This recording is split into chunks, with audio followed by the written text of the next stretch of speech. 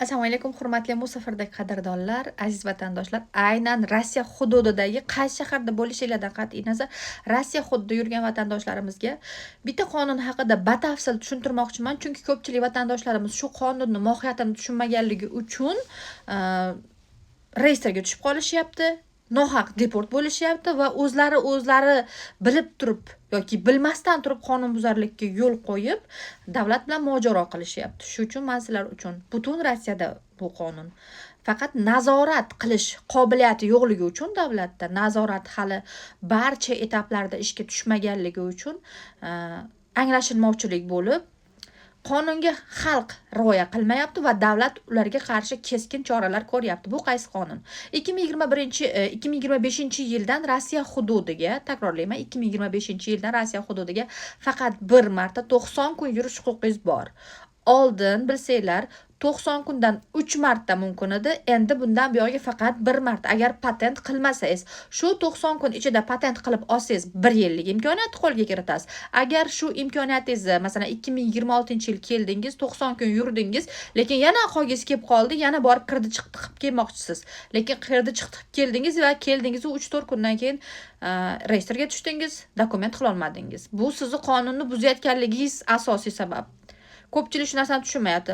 Qonunni buzayotganligini o'zi tushunib yetmayapti. Siz Rossiya hududida yangi kelgan bo'lsangiz, dokument qilmasangiz faqat 90 kun yurishingiz mumkin. Agar sizda VNJ, RVP, studentskiy bilet original государственный bo'lmasa, все, sizni Rossiya hududida yurish huquqingiz частный, go'shti, biznes, turist rabota qilib ham olmasanglar, faqat 90 kun 1 yilda bo'ladi. Boshqa kirib chiqishinglar sizlarga salbiy oqibatlarga olib keladi. Bulardan biri 90 kunlik tartibni buzganliklar uchun 3 yildan boshlanadigan zapret, yo bo'lmasam 5 yil, yo bo'lmasam 10 yilgacha ham deport bo'lishinglar mumkin. Bularga o'zingizlar sababsizlar. Yana reyestrga tushib qolyapsizlar. Sababi davlat уже boshqara olmayapti xalqni va registratsiya qila olmaslik tartibini joriy qilyapti. Keyingi etap reyestrga tushish, reyestr orqali через MVD deport bo'lib ketish. Ba'zi holatlarda granitsani o'zidan qaytaryapti aeroportdan. Nedavno shu holatlar yuz berdi. Aynan Pulkovo aeroportidan ikkinchi marotaba granitsa qilib kelib, ya'ni vatanga borib qaytib kelayotganliklarda odamlar Rossiya hududiga kiritilmadi va avtomatik o'sha joyda o'zidan deport qilib jo'natildi. Srok 3 yildan boshlanadi. Agar o'zingizlarni yaxshi tutmasanglar, muomalanglar yomonlik qilib, qo'pol sport qiladigan bo'lsanglar, sroginglar kattalashib ketaveradi. Men sizlarga maslahat beraman, agar davlat xodimlari bilan konflikt yuzaga kelib qolsa, iloji boricha tarif tulkichaga o'tib olinglar. Faqat yaxshi gapirib, chiroyli muomala qilib, kulib turib qilib tursanglar, hamma yerda chiroyli muomala bilan, chiroyli suhbat bilan yengsanglar bo'ladi va ular ham davlat xodimi, ular o'z kasb doirasida ish qilayotganligi uchun nima deydi, suiiste'mol qila olmaydi, lekin chiroyli muomala qilsanglar, sizni muomalangizdan ularda odamgarchilik kuchli va sizga shans berishlari mumkin. Bu 100% degani emas. Yana bir narsani hisobini olinglar, Rossiya hududida hozirda butun politsiya xodimlariga ham, ya'ni отделениядagi ishlaydiganlarga ham migrantlarga nisbatan zapret qo'yish imkoniyati berilgan, без sud, без nичего. Ular shunchaki постановление yozib sizni deport qilish huquqiga ega. Asosan отделениyaga dokumentsiz tushgan holatlaringda 18.8 bilan 5 yilga выдворение bo'lasizlar.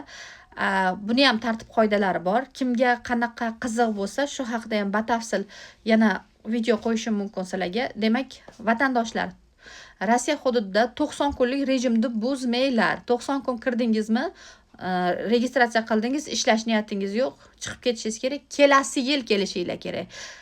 Kelasi yil kelganinglardan keyin bemalol olishinglar mumkin. Ya'ni yilni yangilashinglar kerak bo'ladi.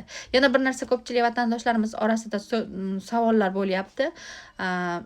Patentim kuysa, kirdi chiqdi qilib kel, boshqatdan patent olishim mumkinmi degan savol. Patentingiz kuysa, kirdi chiqdi qilib kelib oldinlar olish mumkin. Hozir unaqa emas. 1 yilda bir marta kuydirdingiz, kelasi yil olasiz. Ya'ni 1 yildan keyin, kuygan hisobidan 1 yildan keyin, yilni yangilagandan keyin olishingiz mumkin. Undan oldin ola olmaysiz. Yana ko'pchilik vatandoshlarimizdan savol, Amina приложенияsi faqat Moskva hududida ishlaydi. Faqat moskovskiy dokumentga ishlaydi. boshqa birorta Rossiyani hududida Amina degan предложение yo'q va unga o'xshashi ham yo'q. O'shaning uchun adashtirmanglar. Registratsiya tartibi bekor bo'ldi. Boshqa hududlarda registratsiya qilinmaydi degani emas bu. Yana Rossiya hududiga kirib kelgan bo'lsanglar, registratsiya tartibida iloji boricha o'zingizlar yashaydigan joyga registratsiya qildiringlar. Kim sizlarga ijaraga uy bergan bo'lsa, majbur qilinglar ularni. Ular должен sizlarga registratsiya qilib berishga, yana bepul qilib berish kerak. Ham kvartiraga sizga to'latib, ham sizdan registratsiya uchun alohida pul olsa, u nalog to'lash kerak. Nalog to'lamaydi ular hech qachon. O'shaning uchun talab qiling. Rus tilida yaxshi gapiradigan birorta o'rtog'ingiz, do'stingiz bo'lsa, o'sha orqali aytib, gapingizni tushuntirib, sizni registratsiyaga qo'yib berishga zastavit qiling. Chunki ijaraga uy bergandan keyin ular sizni bepul qo'yib berish kerak. Yo'q, unaqa edi, bunaqa desa, u bemalol boshqa kvartira topsanglar bo'ladi. Iloji boricha hozirda Rossiya hududida любой shaharga borsanglar ham gashnica, otel, motel yashash uchun imkoniyati bo'lgan koyka место beradigan va обязательно registratsiya qilib beradigan alohida joylar ham bor. Iloji bo'lsa shunaqa joylarga borib yashasanglar ham o'zingizlar uchun ham xavfsiz bo'ladi. Registratsiyalar uchun bemalol registratsiya bazada bo'ladi. Qo'rqmasdan olib kelsanglar ham bo'ladi. Deport ehtimoli 0 ga teng. Faqat yo'qda pul masalasi, pullaringni o'g'irlab qo'yish mumkin-da. Qolgan holatlarda spokойно. Asosan shu водитель akalarimiz, taksichilik qiladigan akalarimizga qulay koyka месталарда yashash, oilalilar yo bo'lmasam kattaroq pul ishlaydiganlarga noqulay. Lekin baribir qayerda ijarada tursanglar ham shartnoma tuzayotganliklarda kelishib, registratsiyaga qo'yishini gaplashib uyga kiringlar. Iloji boricha shartnomada shu narsani talab qilinglar. Ular majbur sizga registratsiya qo'yib berishga. Qonun sizga tushunarli bo'ldi deb o'ylayman. Agar sizlar mana qaysi platformada kuzatayotgan bo'lsanglar, Instagram, TikTok, YouTube qayerda bo'lsa ham obuna bo'lish tugmasini bosinglar. Men sizlarga Rossiya hududida bilimlaringni oshirishga yordam beraman. Aynan Sankt-Peterburg shahrida bo'lsanglar, yuridik xizmatlarimiz bor.